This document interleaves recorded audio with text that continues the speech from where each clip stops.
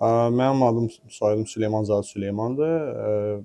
Azərseldə Senior Data Scientist çalışıram.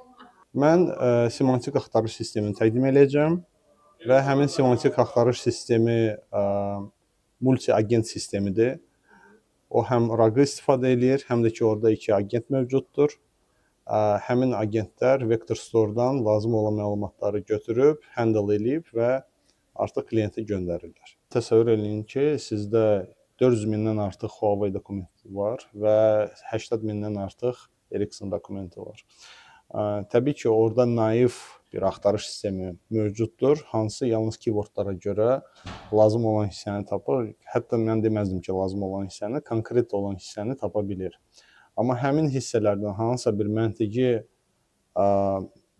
report çıxartmaq və ya hansısa bir root cause analiz eləmək axtarış sistemi bunu eləyə bilmir. Onun üçün bizə nə lazımdır? Semantik axtarış sistemi, hansı özü məlumatı generasiya eləyə bilir. Və biz buradan başlamışdıq.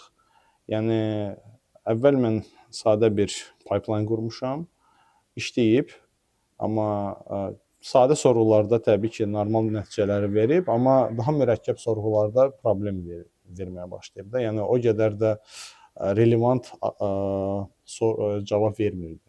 Ondan sonra mən neylədim?